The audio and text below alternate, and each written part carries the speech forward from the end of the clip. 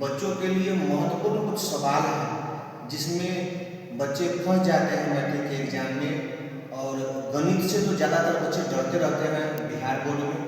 तो हम अपने साथ सुधांशु जी के साथ बात करना चाह रहे हैं कि गणित के कुछ महत्वपूर्ण सवाल हैं जिससे कि बच्चे डरते हैं और उस सवालों से बहुत ध्यान दे के भी पढ़ते हैं तब भी उन बच्चों का वो सवाल छूट जाता है। और गणित में आप जानते ही हैं बिहार बोर्ड में ज़्यादातर बच्चे अगर फेल हो रहे हैं तो गणित में हो रहे हैं।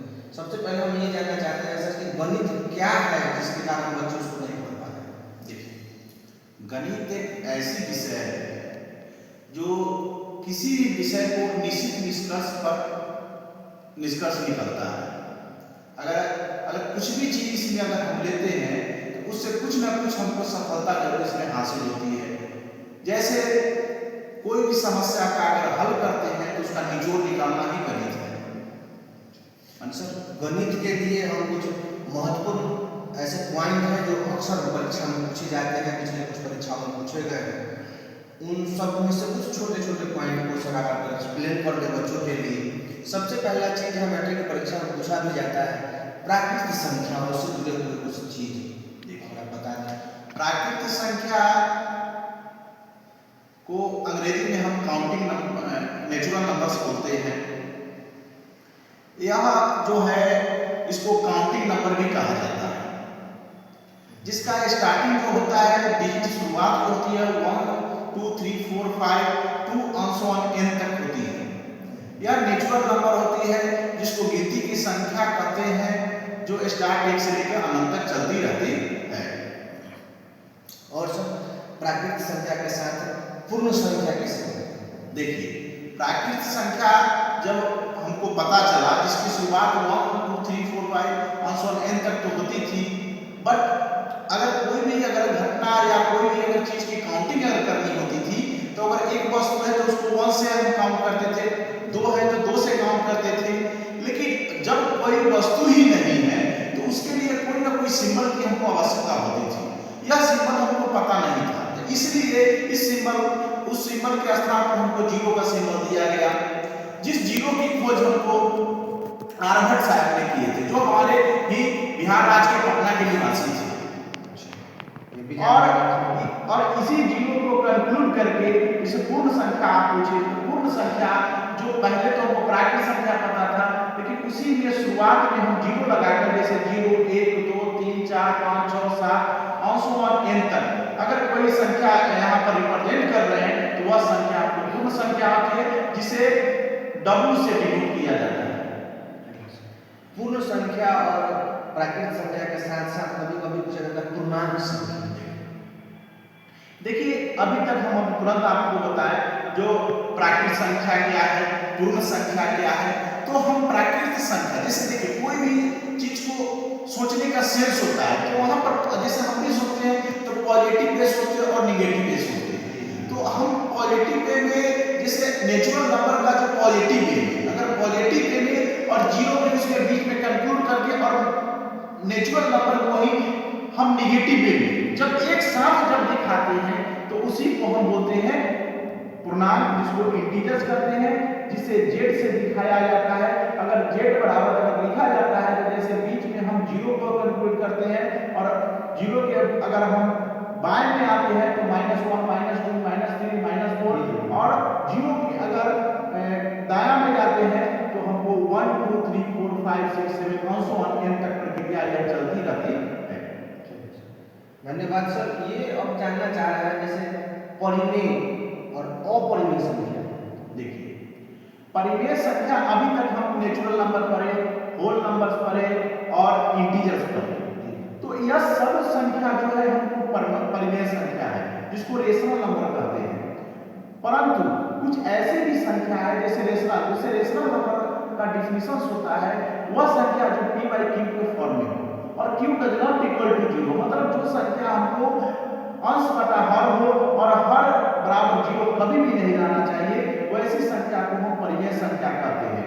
अब जिसमें जैसे हम दिखाते हैं तो नेचुरल नंबर भी एक परिमेय संख्या है, अब पूर्ण संख्या भी एक परिमेय संख्या है और हमको पूर्णांक भी एक परिमेय संख्या है। इसके अलावा वैसे भी कुछ संख्या होती है जैसे 1 4/2, 3/4, 5/6, 8/9, 7/8, कुछ भी संख्या ले लीजिए जिसको p/q के रूप में रिप्रेजेंट करते हैं और नेचुरल नंबर, होल नंबर और इंटीजर सभी के साथ मिलाकर हम क्या करते हैं, परिमेय संख्या में काउंट करते हैं।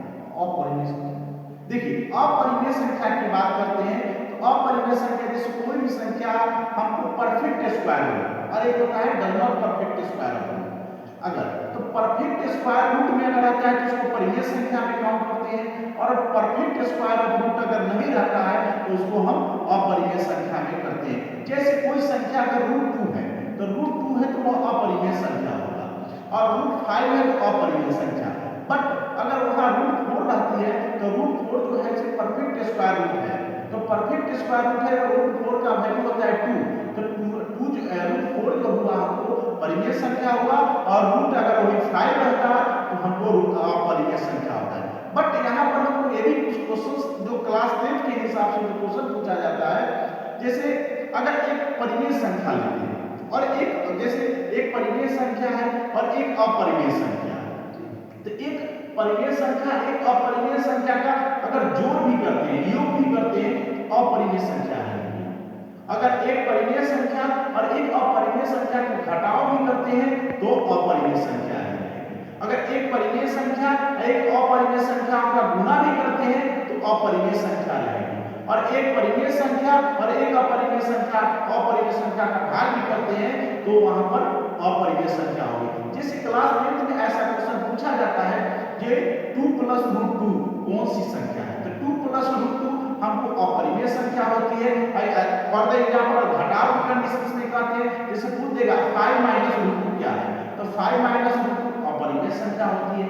यहाँ अगर गुणा के रूप में कहा जाए, जैसे पूछ देगा 5 √5, तो 5 भी एक अपरिमेय संख्या होती है। अगर भाग के फॉर्म में पूछा तो वहां पर कह सकते हैं कि अगर पूछ देगा 10/2 √2 तो कौन सी संख्या है, तो अपरिमेय संख्या होती है।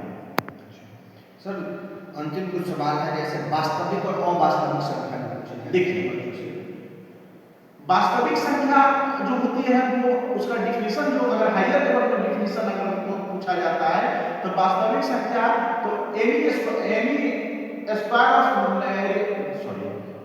Number square of non negative, any number square of non negative number is called off the real number, मतलब वैसी संख्या जिसका वर्ग जो हो ऋणात्मक न हो, धनात्मक हो, उसे हम वास्तविक संख्या कहते हैं। लेकिन क्लास 10 लेवल में अगर हम पढ़ते हैं जब वास्तविक संख्या क्या होता है, तो वास्तविक संख्या जो परिमेय संख्या और अपरिमेय संख्या को एक साथ संयोजन कर दिया जाता है उस संख्या को हम वास्तविक संख्या कहते हैं। अब अवास्तविक संख्या की बात आती है तो अवास्तविक संख्या मतलब वैसी संख्या जिसका वर्ग ऋणात्मक हो, उस वैसी संख्या को हम अवास्तविक संख्या कहते हैं। जैसे अगर हम कभी भी देखते हैं, कभी भी रूट में नेगेटिव नंबर को शो नहीं किया जाता है, लेकिन रूट में हम अगर √-1 रख रहे हैं यह अवास्तविक संख्या है। रूट में अगर -5 रख रहे हैं तो अवास्तविक संख्या है। इसी प्रकार आगे सर एक और आपसे अनुरोध है, आज के लिए इतना काफी है। सर कभी ऐसा हो कि आप बोर्ड पर कुछ सवालों को समझा दें बच्चों को? जी निश्चित रूप से समझा सकते हैं। बोर्ड लेवल का जो भी क्वेश्चन रहेगा, जो वीवीआई क्वेश्चन है, जो बच्चों को अति